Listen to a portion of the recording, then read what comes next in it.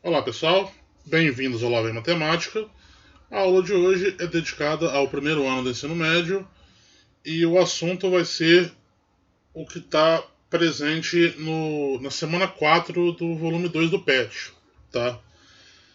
O tema é função, eu resolvi gravar e aqui já é um esquema diferente do que eu estou fazendo. Não só pelo formato do slide que é novo ali, mas dessa vez eu resolvi montar a aula toda baseada no PET de vocês. Então tudo aqui que eu vou fazer, eu tô passando a folha aqui, deixa eu sair no som aí, vai ser baseado no PET, tá? Então vocês podem acompanhar a aula lendo o PET, se possível, quem tiver impresso aí de alguma forma, enfim. Bom, a aula começa com uma recordação sobre o que é uma grandeza. Bom, uma grandeza é tudo aquilo que pode ser contado ou medido, por meio da comparação com um padrão que se constitui como unidade de medida. A gente tem alguns exemplos de grandeza que são os seguintes: comprimento, área, volume, massa, energia, temperatura, tempo e velocidade. Obviamente existem muito mais grandezas do que essas. Mas é importante destacar que nessas aí a gente tem algumas grandezas que são consideradas fundamentais. São elas o comprimento, a massa, a temperatura e o tempo. As outras grandezas que estão aí, elas são derivadas dessas, tá? Então, mas as fundamentais, elas são a base de tudo. Isso é muito importante na matemática e também na física.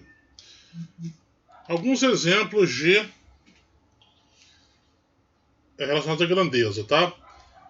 Então, no exemplo 1, a altura de uma criança depende de sua idade. Quanto maior a idade, maior a altura, sendo que em certa idade a altura se estabiliza, ou seja, fica constante. Aqui a gente tem duas grandezas envolvidas, que é a altura e a idade. E ele está relacionando as duas, que uma depende da outra. Então isso aí já começa a dar uma ideia do que a gente vai ver na aula de hoje, que é função, que é a relação entre grandezas. Ok? Duas grandezas são diretamente proporcionais se a variação de uma delas provoca a variação da outra na mesma razão. Ou seja, se uma aumenta, a outra aumenta. Se uma diminui, a outra diminui. Mas não basta apenas aumentar e diminuir. Tem que ser na mesma proporção. Se uma dobra, a outra dobra. Se uma triplica, a outra também triplica. Se uma cai pela metade, a outra cai pela metade. Se uma cai para um quinto, a outra cai para um quinto. Isso é ser diretamente proporcional. Estudantes do quinto ano montam uma bicicleta que carrega celular a pedaladas. Dispositivo acoplado ao pneu gera corrente elétrica que carrega aparelho. O projeto foi apresentado em feira tecnológica de escola de Porto Alegre. Então tá aí o protótipo, né? Não é o protótipo, né? Já é o aparelho em si, né? Então tem ali a descrição da figura, né? Que o movimento das pedaladas ele gera força, que é transformada em energia. E ele diz, ó, o giro da roda é uma fonte de energia infinita. Ela só acaba quando a perna cansa. Aqui, a resistência aplicada é baixa, ou seja, basta apenas girá-la rapidamente com a mão para que o ícone de carregar o celular surja na tela do aparelho. Então é uma coisa bem interessante, né? E aí vem um probleminha que vocês podem até preencher no patch de vocês aí, tá? A gente vai fazer junto aqui. Considerando que temos uma dessas bicicletas adaptadas para carregar celulares e, hipoteticamente, podemos carregar 4 celulares com velocidade mediana por hora de pedaladas. Considere também que todos os celulares estão descarregados totalmente. Reflita sobre as questões abaixo e responda ao que se pede. Então, letra A. Quantos telefones celulares podem ser recarregados se pedalarmos durante 5 horas? E se pedalarmos durante 7 horas? Pessoal, para responder isso, a gente tem que observar que tem uma informação muito valiosa ali no enunciado. Ele diz que a gente pode carregar 4 celulares por hora de pedalada. Isso significa que em cada hora que você pedala, você consegue carregar 4 celulares. Então, se eu por acaso pedalar 5 horas, tá? O que vai acontecer? Se em uma hora eu consigo carregar 4 celulares, se eu pedalar 5, eu vou fazer o quê? Em cada hora é 4, então 5 vezes 4 vai dar 20 celulares. Mesma coisa, se em uma hora eu consigo carregar 4 celulares, se eu pedalar em 7 horas, 7 vezes 4 vai dar 28. Ok? Isso é a tal da grandeza diretamente proporcional.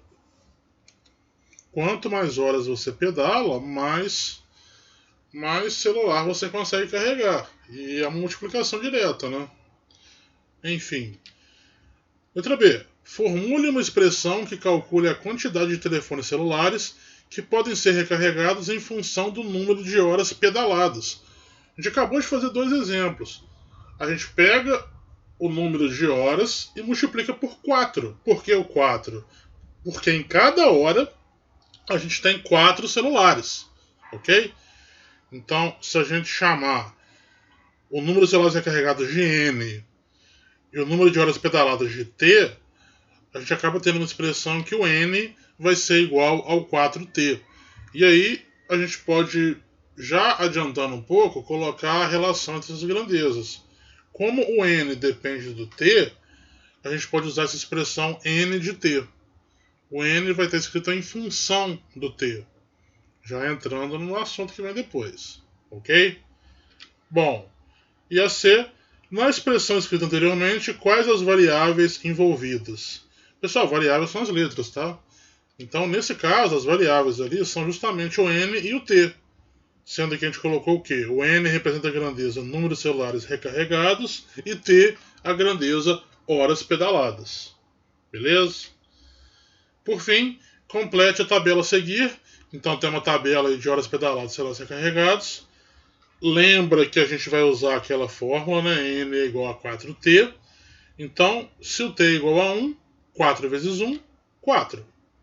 Se o T é igual a 2, 4 vezes 2, 8.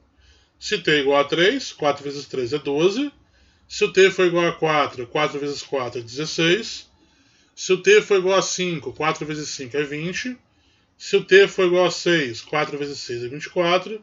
E se o T for igual a 7, 4 vezes 7 é 28. E está aí a tabela preenchida. Repara que ela vai aumentando de 4 em 4, justamente porque a cada hora que você pedala mais, você consegue recarregar mais 4 celulares. Definindo o que é função, então. Pessoal, função ela tem que obedecer 2 propriedades. A função ela é uma relação entre grandezas, só que nem toda relação entre grandezas é uma função. Para que elas sejam, elas têm que atender essas 2 propriedades aqui. Ó. A primeira, para cada valor de uma variável independente, há um valor correspondente da variável dependente. A cada valor da variável independente corresponde um único valor da variável dependente. Bom, vamos explicar isso daí. No nosso exemplo aqui, tinha uma relação de dependência entre o N e o T, sendo que o N era o número de celulares recarregados e o T era o número de horas pedaladas. O N dependia do T. Então, no nosso caso aqui, o N ele acabava por ser a variável independente, enquanto o T ele seria a variável dependente, porque, aliás, desculpa, eu inverti, né? Não vou voltar a gravação, vai ficar assim. O T é a variável independente, porque ele não depende de ninguém, e o N seria a variável dependente, porque o N depende do T. Beleza? Então o T é a variável independente e o N é a variável dependente. Beleza? Então quem depende é dependente, quem independe é independente. Tranquilo de guardar, né? Pessoal, na função, geralmente a gente vai usar as letras x e y. É muito comum usar x e y, tá? De forma que, para cada valor de x, há um único valor de y correspondente. Essa é a ideia da função. Você tem que ter uma relação entre x e y. Todo x tem que ter um correspondente em y. E você não pode ter dois valores de y para um mesmo valor de x. O contrário você pode. Você pode ter um y que relaciona com dois x diferentes. Mas você não pode ter um x saindo para dois y, tá? E o y vai ser chamado de imagem do elemento x. Ele meio que ele reflete o elemento x, por isso que ele é imagem. E como o valor de y depende do valor de x, o y vai ser a variável dependente e o x vai ser a variável independente. Beleza? Então, estão destacando aí para poder reforçar, tá? E uma variável y pode também ser representada por f de x. Então, guarda essa expressão, f de x, de forma que o y seja igual ao f de x. Isso significa que o y é uma função de x. Ok? Então, a função f é que vai relacionar essas duas variáveis. Vamos falar das atividades agora.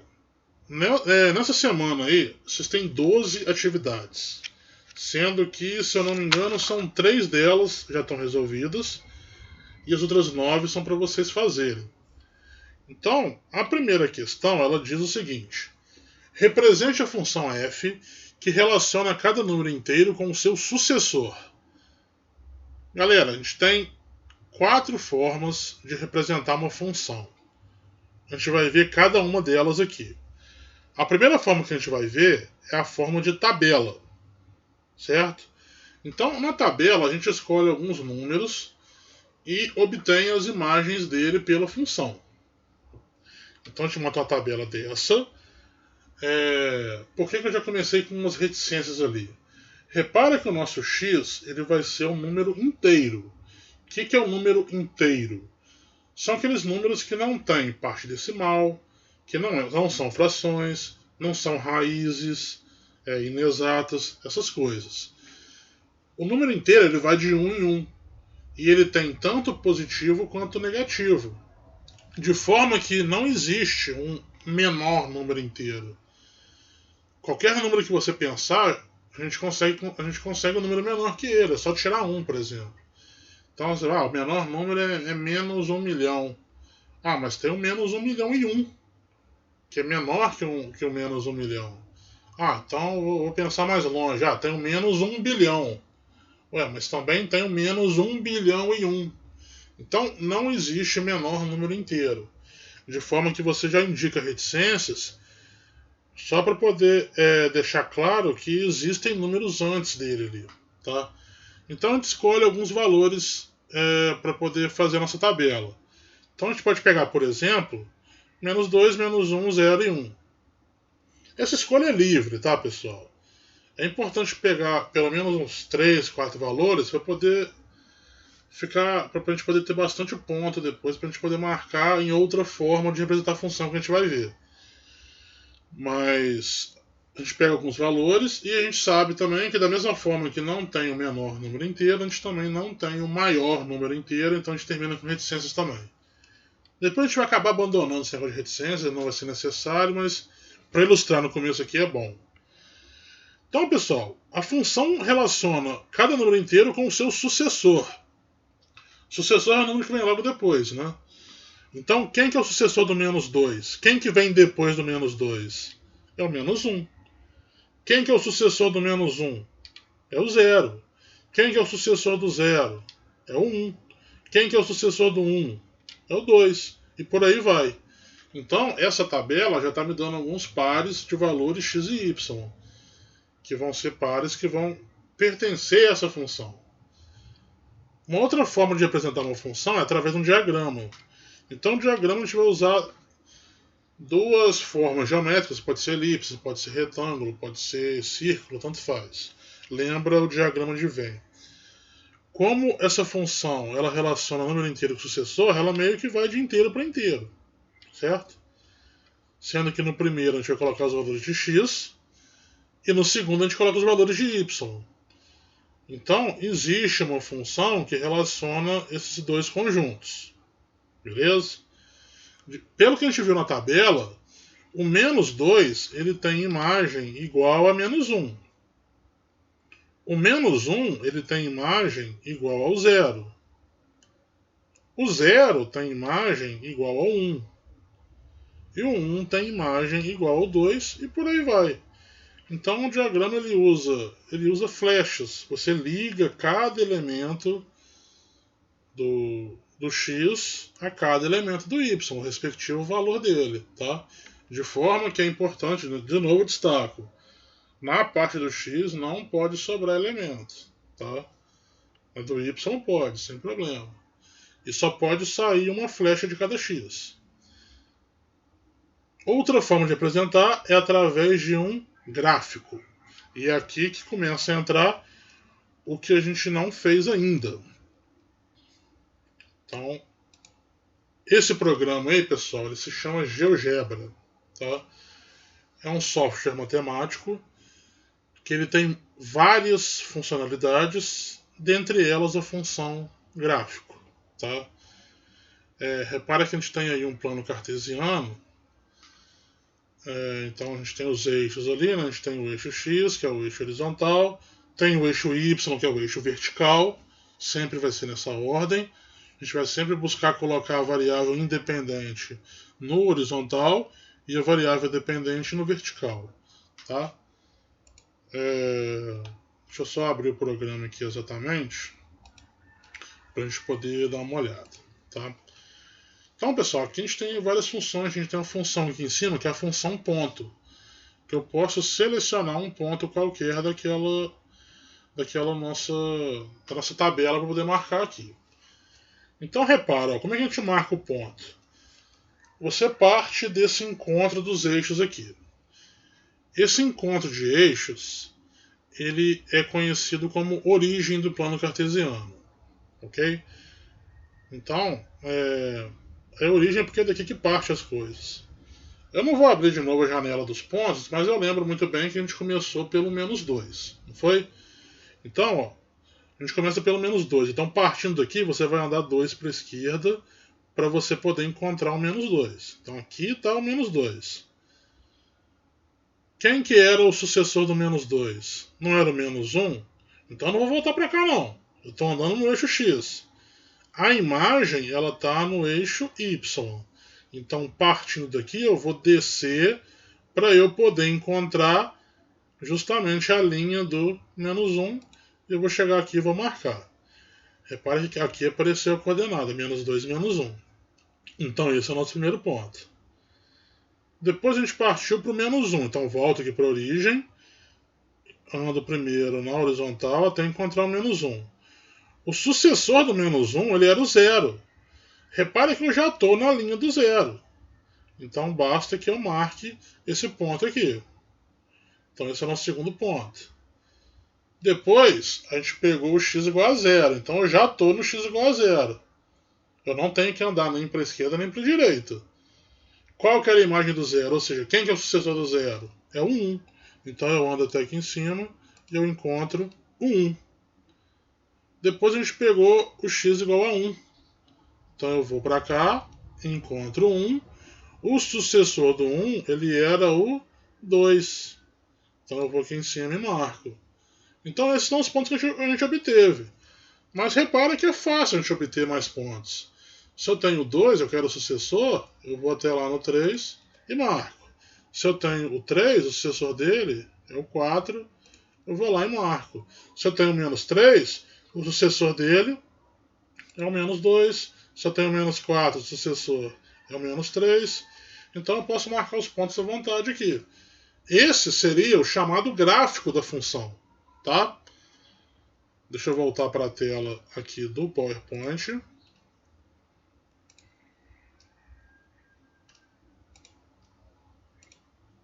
Então esse seria o gráfico daquela função.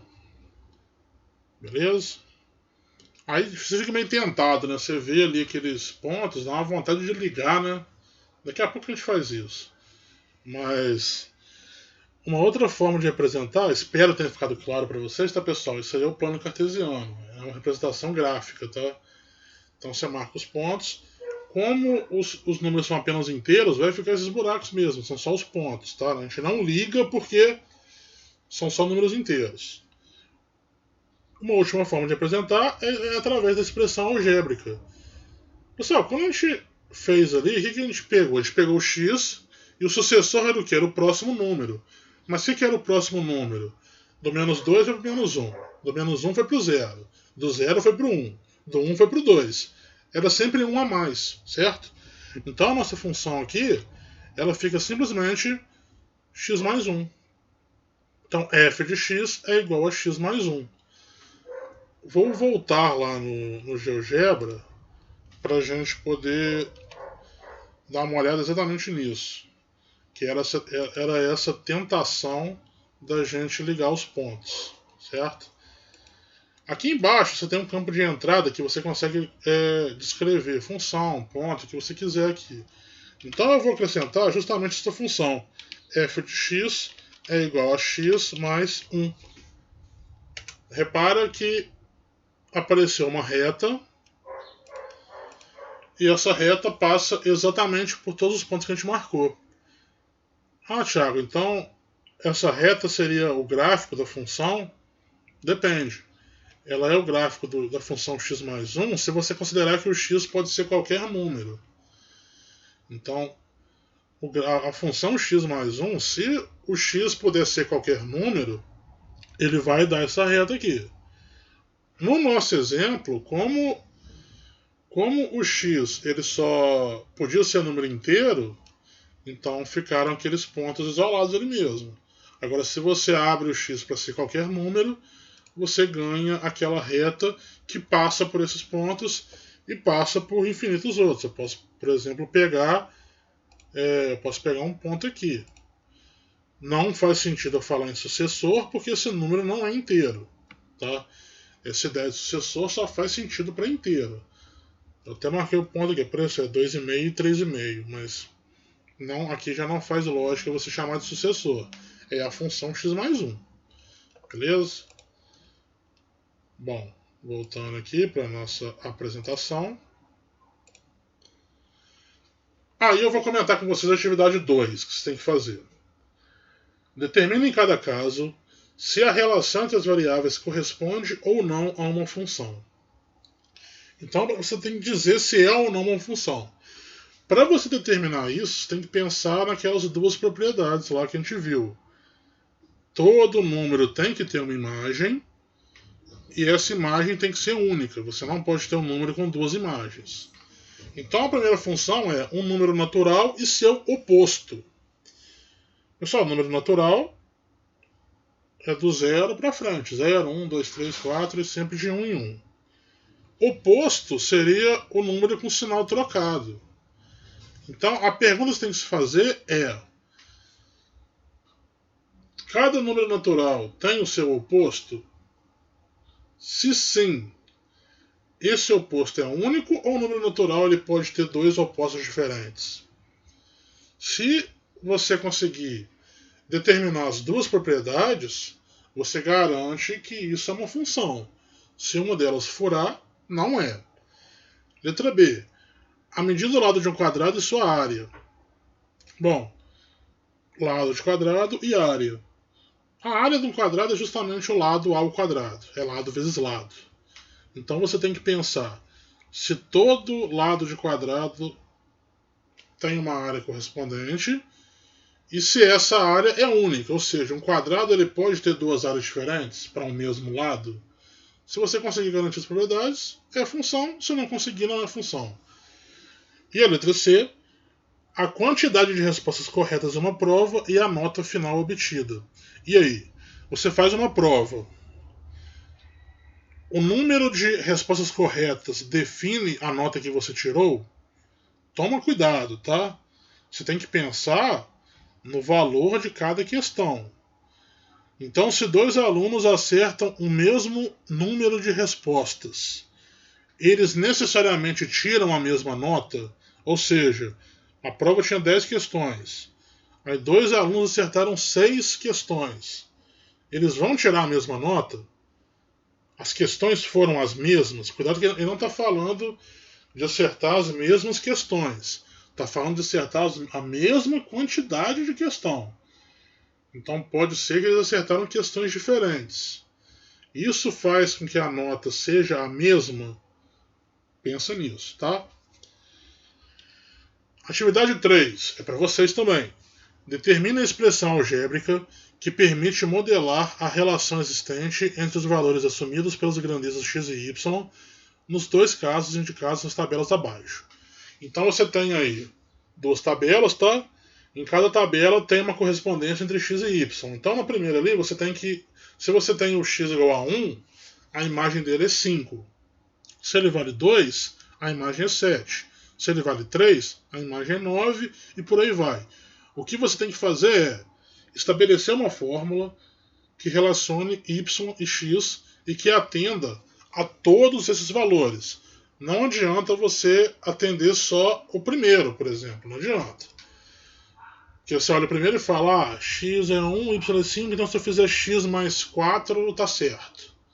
Porque 1 mais 4 dá 5. Só que cuidado, se você parte para a segunda ali, se fizer 2 mais 4, 2 mais 4 não é 7, é 6. 3 mais 4 é 7, não é 9. Então toma cuidado, a fórmula que você tem que colocar, ela tem que atender a todos. Então já adianto para vocês, a fórmula não é x mais 4. Ela funciona para o primeiro par ali, 1 e 5, mas ela não funciona para o resto. Então você tem que quebrar a cabeça aí, perceber os padrões, ver o que acontece quando você aumenta o x, o que acontece com o y, ele aumenta de quanto em quanto, tá? A letra B é mais fácil, tá? A letra B já está colocando o 2 é para o 8, o 3 para o 12, o 4 para o 16. Essa relação é mais tranquila de ver o que está acontecendo. Que conta que eu faço para transformar cada x no y ali, tá? Questão 4 é com vocês também. De acordo com o gráfico da função f, quais das seguintes proposições são verdadeiras? Então, pessoal, essa daí é a definição da imagem, né? Então, quando a gente fala ali f de menos 2, a gente está querendo dizer a imagem do menos 2. Então, você vai olhar aqui, ó, é aquela ideia, você parte aqui do eixo, tá? Você chega da origem, desculpa, você caminha até o menos 2, a imagem do menos 2 é onde a função está passando. Então você vai subir. Ó. Encontrou aqui. Que valor que é esse no y? É o 2. Então esse f de menos 2 aqui, na verdade ele vale 2. E faz a mesma coisa com f de 2. O f de 2 ele está aqui. Aqui está o 2, a função está aqui. Ó. Será que se eu somar esse valor com esse daqui, eu vou encontrar zero? E faço o mesmo com os outros e analiso. Beleza? Bom. Atividade 5. Essa aí a gente vai fazer juntos. Após realizar uma pesquisa de mercado, uma operadora de telefonia celular ofereceu aos clientes que utilizavam até 500 ligações ao mês o seguinte plano mensal. Um valor fixo de R$12 para os clientes que fazem até 100 ligações ao mês. Caso o cliente faça mais de 100 ligações, será cobrado um valor adicional de 10 centavos por ligação, a partir da 100ª até a 300ª. Imagino que seja essa a expressão. E caso realize entre 300 e 500 ligações, será cobrado um valor fixo mensal de R$32. Com base nos elementos apresentados, o gráfico que melhor representa a relação entre o valor mensal pago nesse plano e o número de ligações feitas é. Então, pessoal, acompanha no patch de vocês aí, no arquivo que eu tenho aqui, porque depende, né? Que tem patches diferentes aí. Mas está na página 37, mas de qualquer forma é a questão 5, tá? Dessa semana 4. Você tem 5 opções e a gente vai analisar cada uma. É importante destacar que o nosso gráfico ele vai ser dividido em 3 partes. Você tem um valor fixo de R$12 para quem realiza até 100 ligações. Se você passar de 100 ligações, ele vai cobrar 10 centavos para cada ligação que passou. Ou seja, é os R$12 mais 10 centavos para cada ligação que você passou disso. Até chegar em 300 ligações. Se você realiza mais de 300, aí ele vai te cobrar um valor de R$32. Ok? Então, ó, alternativa A. Tá esse gráfico aí. Então, repara que esse gráfico... pessoal, agora tá passando carro de som aqui, tá? Se estiver saindo som no fundo aí, é porque aqui tem esse costume de passar carro, tá? Desculpe por isso. Mas repara que essa função ela tem no eixo Y o valor que você paga e no eixo X ali tem o número de ligações. Esse gráfico já começa problemático. Por quê? Porque ele começa lá no zero. Ele diz que se você não fizer a ligação, você não paga nada. Só que pelo enunciado, o valor começa lá no 12. Ele tem um valor fixo. Você paga R$12, independente se você fez 0 ou se você fez 100 ligações. Então o gráfico ele deveria começar desse jeito aqui. Ó. Você viria do 0 até o 100 pagando R$12. De forma que esse trecho aqui ele não existe. Isso aqui está errado. A parte certa é justamente essa daqui. Tá? Então essa opção está errada por conta disso. O resto até que tá ok, dá para relevar. O final lá tá certo. Beleza?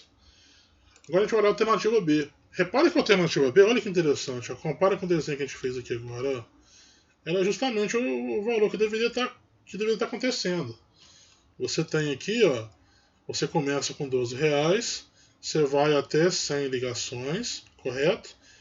A partir daqui, você começa a pagar 10 centavos por ligação, até chegar em 300 ligações, e a partir daqui o valor é de R$32. Repara que está um pouquinho abaixo de 33. Então o gráfico está correto. Então é justamente essa que é a alternativa correta, a letra B.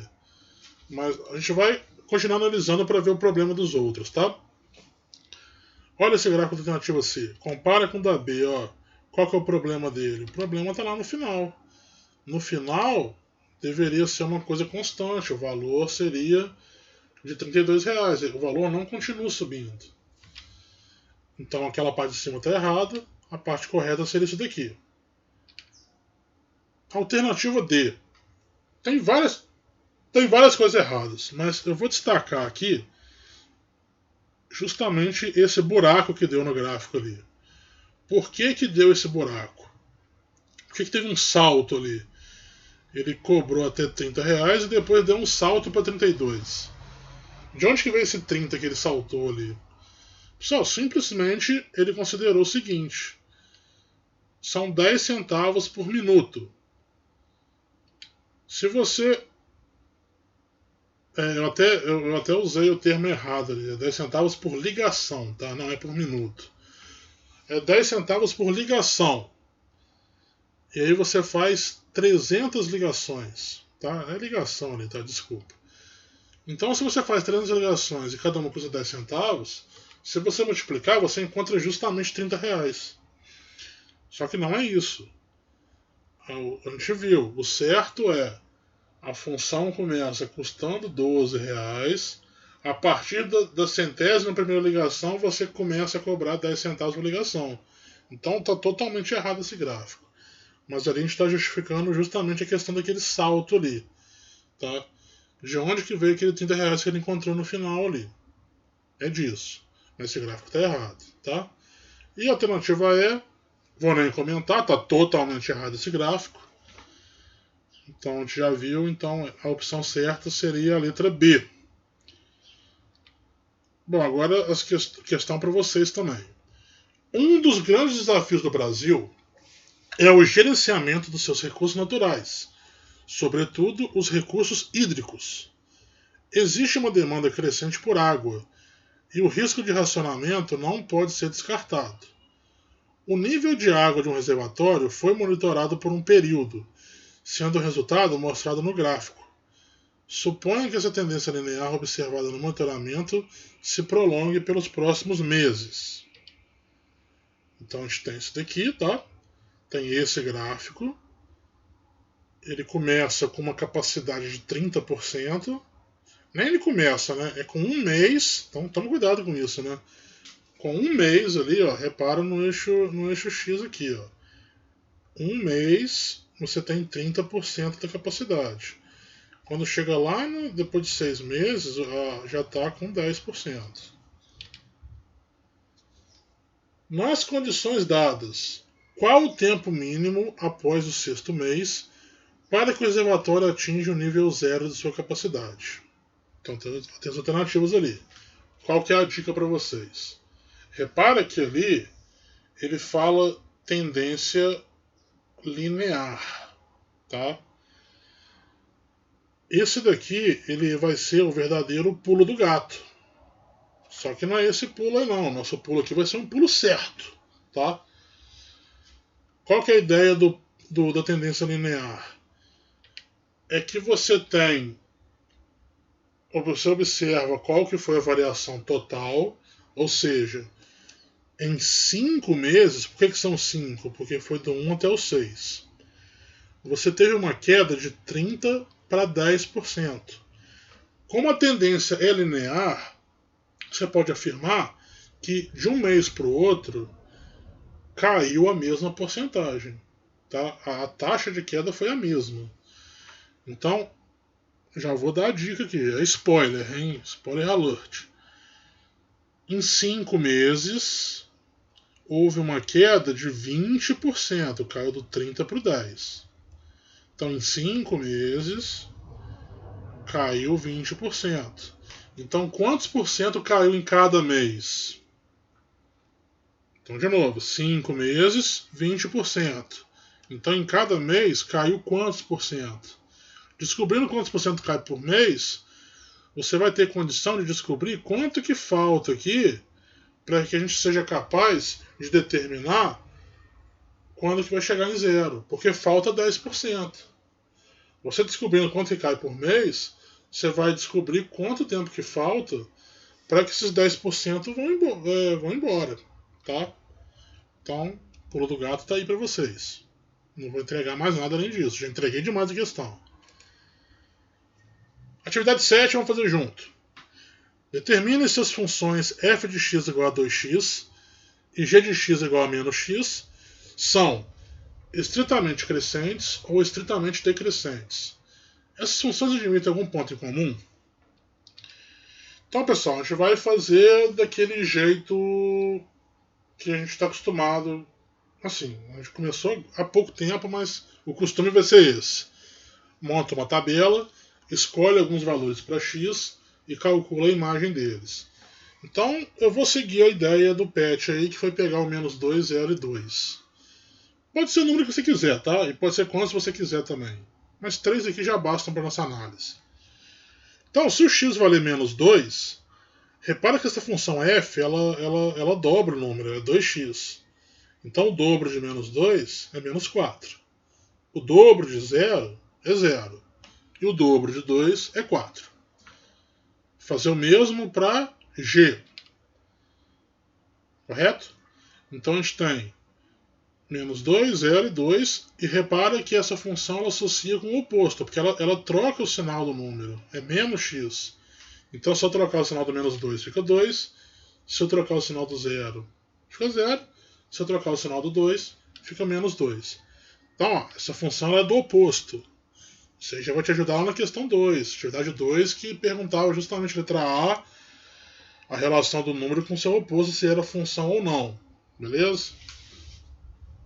Então, pessoal, a gente obteve alguns pontos aqui interessantes. Vamos voltar lá para o GeoGebra. Tá? É que pela tabela aqui a gente já consegue determinar, tá? O que acontece? Qual que é a história de ser estritamente crescente e estritamente decrescente? Pessoal, crescente quer dizer que ao você crescer o x, a função ela cresce junto. Então, se você aumenta o x, automaticamente você aumenta o y. Isso acontece na primeira função, na função f. A gente está aumentando o x e o y está aumentando junto. Decrescente já é o contrário. Se você cresce o x, o y diminui. Repara que na função g acontece isso. Enquanto o x está aumentando, a imagem está diminuindo. Então a gente já consegue concluir, só pela análise da tabela, já dá para ver que a função f é crescente e a função g é decrescente. Vamos voltar para o GeoGebra aqui, para a gente poder dar uma olhada. Deixa eu só zerar aqui. Arrastar um pouquinho o eixo. A gente vai fazer as duas funções aqui, tá? Eu não vou fazer marcando os pontos. Então lá a gente pegou menos 2, 0 e 2. Então quando a gente pegou x igual a menos 2, a gente encontrou o y igual a menos 4. Então esse ponto aqui embaixo. Quando a gente usou o x igual a 0, o y também deu 0. E quando a gente colocou o x igual a 2, a gente encontrou o y igual a 4. Então, tá ali a nossa função. Nossa função sim, né? Aqueles pontos que a gente encontrou. E aí, agora sim eu vou colocar f de x vai ser igual, era 2x, né? Então tá ali de vermelho o gráfico daquela função. Certo? Bom, vou fazer o mesmo agora pro menos x. Então, quando a gente usou o x igual a menos 2, a gente encontrou o y igual a 2. Quando a gente colocou o x igual a 0, a gente encontrou o y igual a 0. O ponto já está ali. E quando a gente fez x igual a 2, a gente encontrou o y igual a menos 2. Então são esses pontos aqui. Se a gente colocar a função g de x é igual a menos x, repara que ela é uma reta desse jeito. Então, pessoal, o formato da reta ele já entrega para a gente se a função é crescente ou decrescente. Uma função crescente, a gente sempre vai olhar da esquerda para a direita, então é sempre daqui para cá. Se eu aumento x, olha a f, ó, ela está subindo, ela está aumentando. Isso é uma função crescente. Se eu aumento x, a função g diminui, então ela é uma função decrescente. E repara que elas se cortam num ponto aqui, que é o ponto justamente 0, 0. Ok? Então, voltando para a nossa apresentação.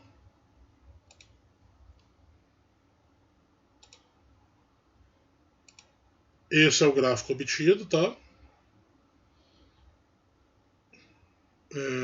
E aí o ponto em comum é o 0, 0.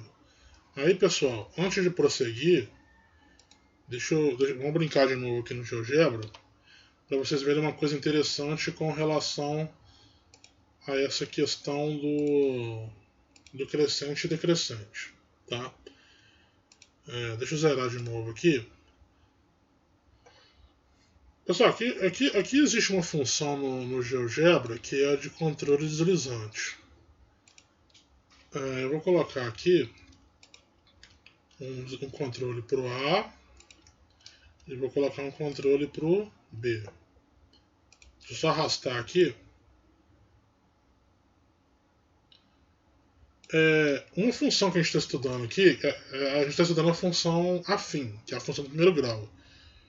O formato dela é sempre f de x é igual ao ax mais b. Esse é o formato dela, é sempre uma reta, tá? Então, repara que a reta ela vai depender do que a gente chama de A e B aqui. Eu vou manter o B preso aqui e eu vou botar esse A para movimentar, tá? Repara o que acontece com a reta quando eu coloco o A para fazer movimento. Nesse caso o A está aumentando, certo? E agora o A está diminuindo. Eu coloquei de menos 5 até 5 ali. Repara que ele diminui e olha o que acontece. Nesse caso ali o A está negativo, tá? Então repara que o A é o que multiplica o x. A nossa função é ax mais b.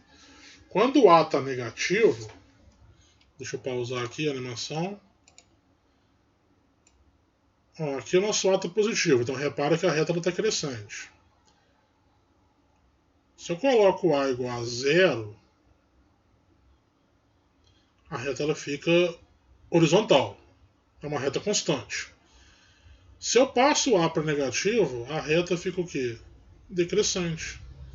Então, qual que é a conclusão que a gente pode observar daqui? Se o A é positivo, a nossa função é crescente. Se o A é zero, a nossa função é constante. E se o A é negativo, a nossa função é decrescente. Tá? Então, foi até meio baseado nisso que a nossa função ali, a nossa função f era 2x. Ou seja, o nosso A ali era o 2. Como ele era positivo, a função era crescente. Já a função g era menos x, então A era menos 1. Como era negativo, fazia a função ser decrescente. E se a gente movimentar o B, o que acontece? A função ela fica mudando de posição ali, mas ela mantém a inclinação dela, tá? O B está relacionado com um ponto em que a reta encontra o eixo Y. Mas eu não vou ficar muito focado nisso não, porque não é exatamente o assunto dessa aula aqui de hoje, tá? Mas o B ele tem muito a ver com o valor inicial, tá? Porque no eixo Y o x ele vale zero, tá? Então se você modifica o B ali, essa parte que soma com o x ali, ela vai te indicar exatamente o valor onde a função inicia, vamos pensar assim. Em problemas a gente costuma iniciar pelo zero, tá? De maneira geral. Bom, vamos voltar para a nossa história aqui. Então, essa aí foi a atividade 7. A partir de agora, as questões são para vocês. Já estamos em quase 47 minutos, mas está acabando, tá, pessoal? Então, agora eu vou dar a dica para vocês das 5 questões que faltam. Atividade 8. Um ônibus interestadual viaja a uma velocidade constante. Uma tela mostra aos passageiros a distância já percorrida e o tempo transcorrido, como apresentado abaixo. Então você tem aí, ó, distância percorrida 180 km, o tempo foi 2 horas. Distância percorrida 270 km, o tempo de 3 horas. Letra A, qual a velocidade do ônibus? Letra B, quais os dados serão mostrados na tela meia hora mais tarde? Então, tem a letra C também, acredito eu ali, mas vamos comentar a letra A aqui primeiro, tá? Qual a velocidade do ônibus? Pessoal, você tem que lembrar que a velocidade ela é uma taxa média de variação. É a distância dividida pelo tempo. Vocês já viram isso em física, né? Acredito eu. Então, como a velocidade ela é constante, eu não preciso pensar em velocidade média. É simplesmente velocidade. A velocidade é a distância dividida pelo tempo. Então, a letra A você vai usar essa fórmula aí. Como ela é constante, você pode escolher qualquer quadrinho ali em cima para você poder usar o valor. O D é a distância, o T é o tempo, divide um pelo outro e você acha a velocidade. Beleza? E aí é importante destacar que a distância ela vai ser a velocidade vezes o tempo, usando essa fórmula aí. Tá? Isso aqui vai te ajudar a responder as outras questões. Essa segunda fórmula ali, distância igual a velocidade vezes tempo, vai te ajudar a responder a letra B e a letra C. Tá? Porque, de certa forma, a distância ela depende do tempo. Já que a velocidade é constante, quem vai variar para a gente ali vai ser o tempo, e automaticamente você encontra distâncias diferentes para cada tempo. Então isso aqui é uma função da distância pelo tempo. Letra C, tem uma tabela aí, então você vai representar essa tabela normalmente usando aquela fórmula que eu acabei de mencionar ali, tá? Bom, atividade 9. Um sistema de depreciação linear, estabelecendo que após 10 anos o valor monetário de um bem será zero, é usado nas declarações de imposto de renda de alguns países. O gráfico ilustra essa situação. Uma pessoa adquiriu dois bens, A e B, pagando $1.200 e $900 respectivamente. Considerando as informações dadas, após 8 anos, qual será a diferença entre os valores monetários em dólar desses bens? Então, pessoal, de novo, o pulo do gato está naquela expressão depreciação linear. Já que é linear, a gente considera que de ano a ano o valor ele cai segundo a mesma razão. Então, como o valor ele vai do inicial até zero em 10 anos, isso significa que em cada ano ele cai o mesmo valor. Como demorou 10 anos, a gente chega à conclusão que a cada ano o valor vai diminuir em 1/10, tá? Se fossem 12 anos, ia ser 1/12. Se fossem 5 anos, ia ser 1/5, tá? Então a ideia ali é você perceber quanto que o valor cai por ano. Então usa essa ideia de diminuir 1/10 a cada ano. Que depois ele fala que ele pagou 1.200 e pagou $900 em cada um, e ele quer a diferença entre os valores monetários após 8 anos. Então, você pega o 1.200, vê quanto que sobra depois de 8 anos, considerando que em cada ano diminuiu 1/10. Então, no fim das contas, diminuiu 8/10. Vê quanto que sobrou. Isso de cada um, do 1.200 e do 900. Depois você faz a diferença deles, subtrai para poder achar a resposta. Ok? Atividade 10. Pessoal, estou ficando quase sem voz já de tanto falar. Já. A gente está quase chegando em 1 hora. Quem estiver aí, guerreiro, comenta aí que você chegou até esse momento. Comenta se você gostou do pulo do gato. Beleza? Atividade 10. Uma indústria automobilística está testando um novo modelo de carro. 50 litros de combustível são colocados no tanque desse carro, que é dirigido em uma pista de testes até que todo o combustível tenha sido consumido. O segmento de reta no gráfico mostra o resultado desse teste, no qual a quantidade de combustível no tanque é indicada no eixo Y, que é o vertical, e a distância percorrida pelo automóvel é indicada no eixo X, horizontal. Então o gráfico está ali. Ó. Repara que a gente tem exatamente isso. O combustível está no vertical, no eixo Y, e a distância está no eixo X, que é horizontal. A expressão algébrica que relaciona a quantidade de combustível no tanque e a distância percorrida pelo automóvel é. Então ele quer, na verdade, ele quer a função, tá? Qual que é a relação entre y e x? Então, pessoal, de novo, vocês já encontraram aí qual que é o pulo do gato, né? Ele começa com 50 litros, tá? Informação importantíssima, começa com 50 litros. O combustível está no eixo Y e a distância está no eixo X. Então, qual que é o pulo do gato? É reparar que isso aí é linear. O gráfico é uma linha ali, é um segmento. Então, o pulo do gato está em você reparar que ele andou 500 km com 50 litros. E dá para você perceber que em cada...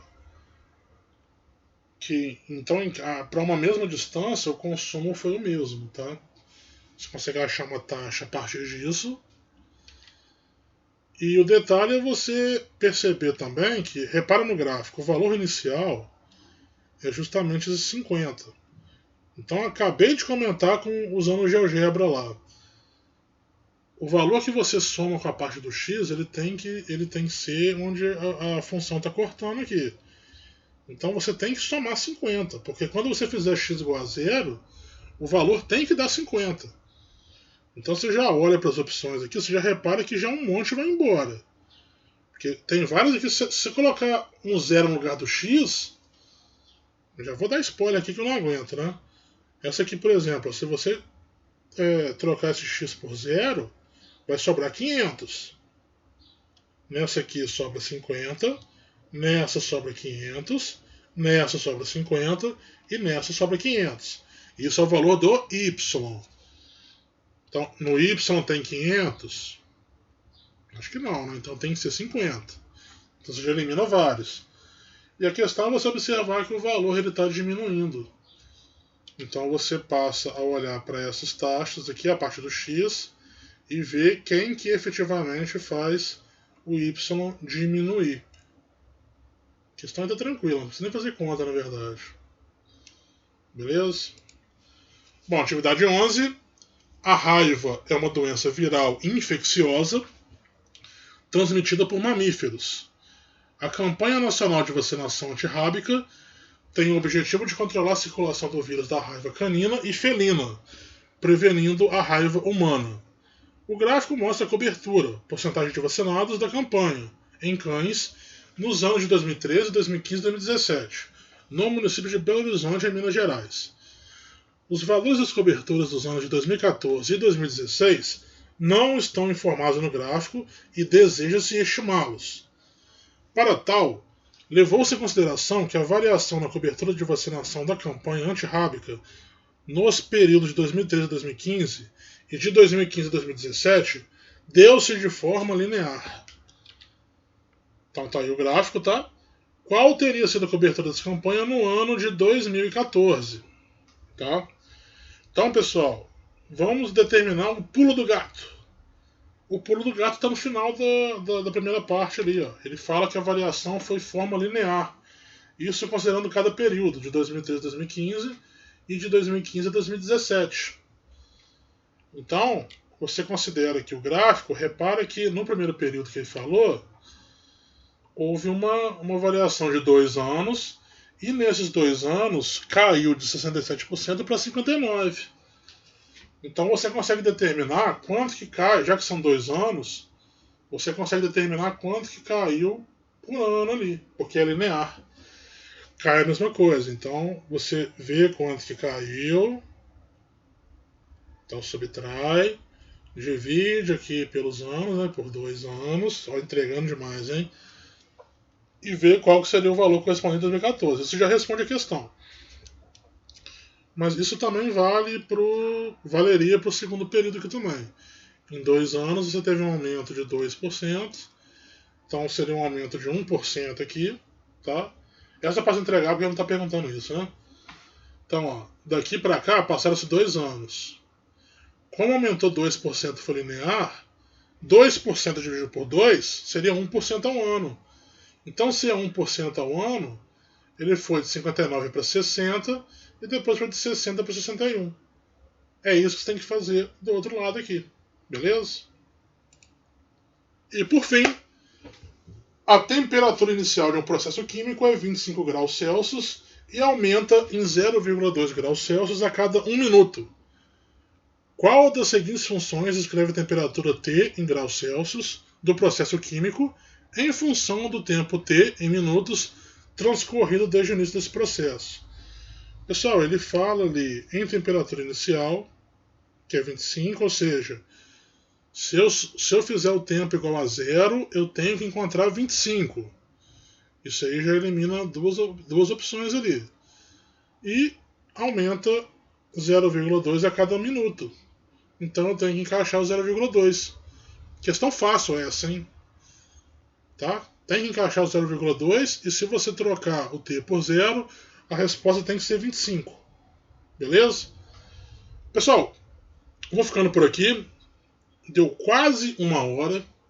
Então, quem conseguiu assistir tudo aí, parabéns. Eu sei que é muito tempo de Thiago falando, não é fácil.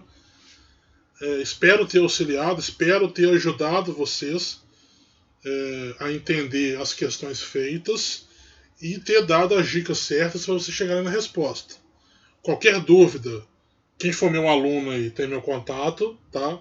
Pergunta, chama. Quem não for meu aluno quiser deixar um comentário tirando dúvida de alguma coisa, pode deixar também, que a gente responde. Se não for inscrito, por favor, inscreva-se no canal, tá? Se gostou do vídeo, dá um joinha. Se não gostou, acontece, né? Mas é isso aí, pessoal. Aguardo vocês na próxima e valeu!